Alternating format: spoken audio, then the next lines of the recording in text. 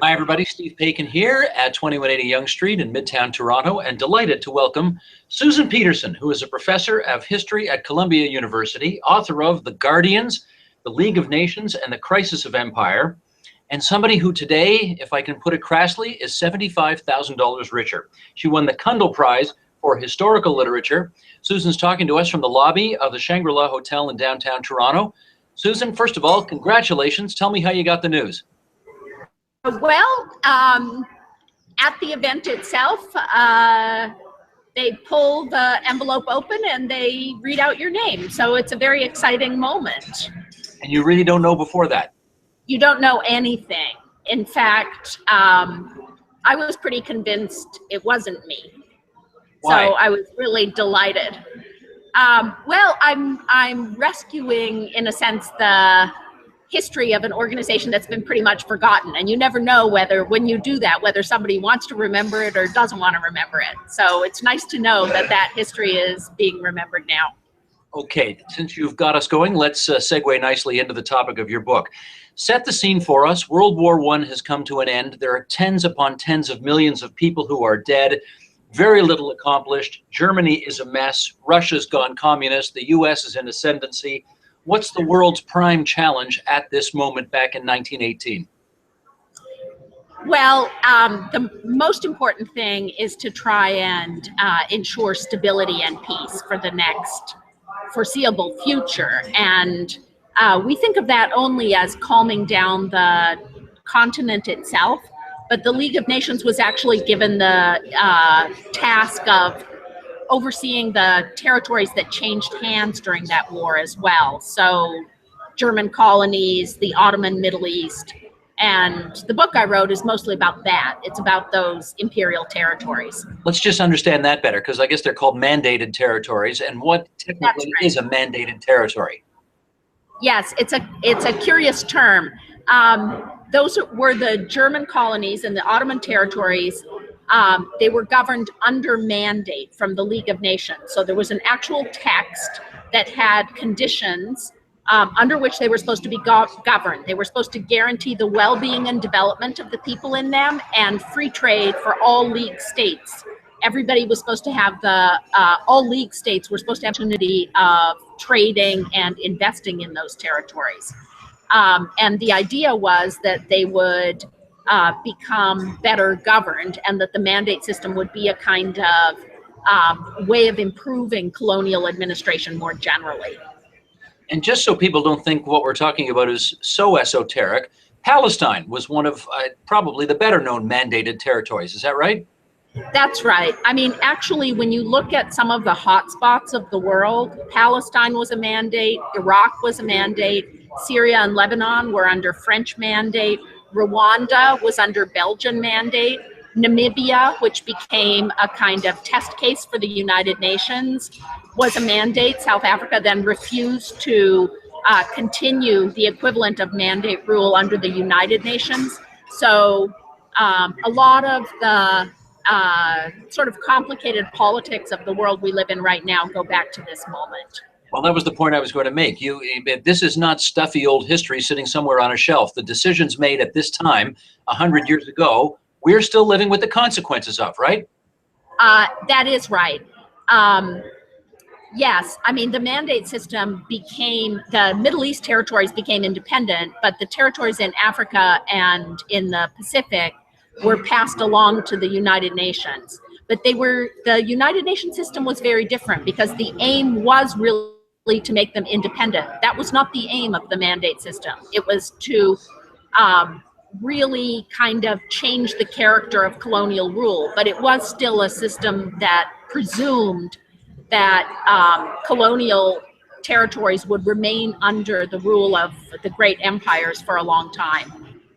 And there was this body, you tell us, called the Permanent Mandates Commission, the PMC, and it was supposed to, I gather, carry out the will of its imperial masters. How good a job did it do of doing that?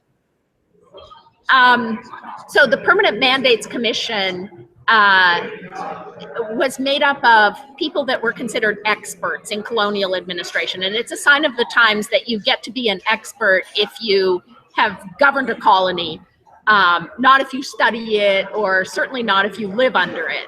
So it was made up mostly of representatives of imperial powers, some of them holding mandates, but most of them not. But what's interesting about it is if you put a lot of people in a room and you tell them they're responsible for kind of enforcing a text, they develop an esprit de corps, and they start working together, and they develop an attachment to whatever their task is. So they ended up being sort of a body that exposed problems of imperial administration, as well as they were supposed to legitimize imperial administration, but they ended up arguing about it, opening it up to contestation, I think especially through a petition process. There wasn't supposed to be a petition process in the League for the mandate system, but there was so much protest from particularly the Middle East territories, but also Samoa, also some of West African territories that were under mandate, and all that mail went to Geneva, and in the end, a petition process was created so that if you lived in one of these territories and you felt that your rights were being trampled on, you could petition the League of Nations. Now, that didn't usually win you redress. What it won you was publicity. And so the League ends up being a kind of engine for publicity. And all of that contestation ends up really sort of discrediting the system rather than strengthening it.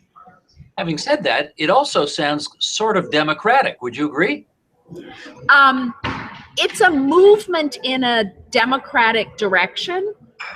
You see both the advantages and disadvantages of that movement. It was very, very difficult for the Mandates Commission, and certainly for people petitioning, to get much done. They didn't have much authority. On the other hand, it's democratic in the sense that it absolutely creates this kind of engine for inquiry, for study. Academics from that time, particularly Americans, start running around the mandates, looking into different things. It becomes kind of, it looks a little bit like the world we know today, in which there is more information, and information becomes a kind of tool in its own right. And access to information is, in some ways, a very important form of political power. One of the reasons I was so anxious to talk to you was that you have basically put forward a book that contravenes everything I learned in high school history about the League of Nations being this sort of great idea, but at the end of the day, a heroic failure. And I want to get a better sense from you. Well, of course, it didn't even last 20 years, and World War II came about, and so history's verdict is that nice try, but big failure. Why, after all of the research that you have done, which I gather took you to 4 different continents around the world, have you come to such a different conclusion? Partly, I think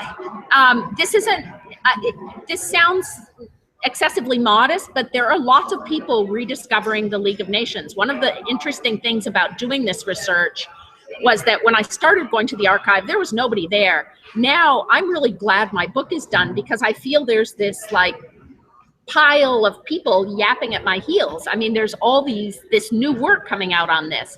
And that's partly because of the world we live in now, which isn't the bipolar world of the immediate post-war period. It's much more complex. It's much more uncertain. Many of the issues that were kind of hot button issues of the interwar years, let's say transnational hazards, refugees, dangerous diseases, drug trafficking, traffic in women, child welfare, all of those were charges laid on the League. Okay, so the League intervened on transnational issues, not simply security. Okay, it wasn't just about armaments or about treaties between European powers. It was also about trying to plan how to deal with hazards that aren't specific to the nation state. And that work, we've forgotten, I think, that work was actually done under League auspices. So the League of Nations Health Organization, for instance, became the World Health Organization. And the Nansen's work with refugees became the UN High Commission for Refugees, and child welfare and international intellectual cooperation became UNESCO. So all of these, transnational cooperative movements started out under the League, and they were pretty, seamlessly accommodated under the United Nations. Now, in terms of security, there is a rupture, and partly it's true as well that if you were setting up the United Nations, because the League was a security failure, the last thing you wanted to do was say, oh, we're borrowing all this information. We're borrowing precedents from the League. I mean, the League was something no one wanted to touch. It was completely radioactive in 1945. So everybody basically borrowed personnel, models, plans, institutions, and then said, no, we don't have anything to do with this organization. It was a terrible failure. And I don't mean to minimize the security failure of the League. The League had a rather different security system. It was based on unanimity. There was no Security Council veto, and that made it very difficult for it to handle major security crises. Instead, what tended to happen, if there was a major security crisis, like there was, for instance, over the Italian invasion of Ethiopia, Ethiopia appealed to the League declared Italy the aggressor, the League imposed sanctions on Italy, but it had no way of really making Italy stop the invasion. It didn't have an army. It didn't really, no one involved was really willing to contemplate military sanctions. And the sum total is that Italy just conquered Ethiopia and then withdrew from the League. So the weakness was, it ended up weakening the League rather than strengthening it. And you can see the problems of the League as a security arrangement very clearly if you look at it. What I'm most interested in showing is that it had all this other apparatus underneath this umbrella as well. And that ended up, if you look at our world today, which is highly networked, very transnational, we can understand that world better if we look at those other aspects of the League of Nations.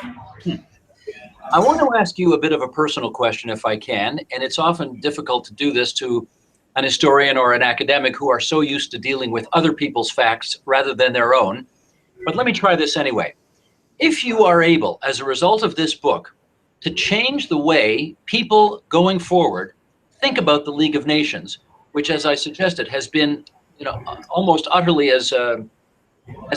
almost singularly seen as a failure over the last many decades, what will that mean to you? Well, I think I write history for a complex mix of reasons. I think changing how people think about the League makes people think in more sophisticated ways about international politics. I don't want people to think there are goodies and baddies. I don't want people to think that there was a right thing to do and a clear wrong thing to do. I tried in the book, and that's why I'm so pleased that it actually has had the reception it has. I tried in the book to make people tolerant of and understanding of complexity. The choices made in the past, it was often a choice between two bad alternatives. Compromises were worth striving for because the alternatives were worse. I want people to understand that kind of internationalism isn't about winning or losing. And it's about continuing to strive for some slightly better alternative to a bad alternative. People often say the League was just a talk shop. But the answer to that is, what do states do if they don't talk, right? They shoot. So we're happy if they're talking, even if the talk doesn't actually always, lead to some nirvana. It's not going to. It's all you can hope for is for things to be slightly better. So those are that sounds terribly modest, but I think people are quick to think solutions are ready to hand, and the work of doing politics is not hard. It's always hard. And the League wasn't full of idealists. People don't often think that. The Secretariat, the officials of the League, were quite hard-headed people. And I think it's important to have more sympathy for the kinds of real dilemmas that they struggle with. Let me ask you one last and admittedly rather parochial question. You are just the second Canadian in the history of the Cundill Prize to win it. Does that mean anything to you? It means something to me because, particularly because it was given by McGill. And I have, my uncle was Dean of Music at McGill, so we have a kind of personal connection to McGill. So that's very nice. He's now living in Toronto. He's not that well, and I'm very, very pleased, partly for his sake, that I won this prize. Wonderful. Susan Pedersen, congratulations. The name of the book again is The Guardians, the League of Nations, and the Crisis of Empire. Thanks so much for doing this Google Hangout, and again, congrats on your great victory. Thank you. Bye-bye.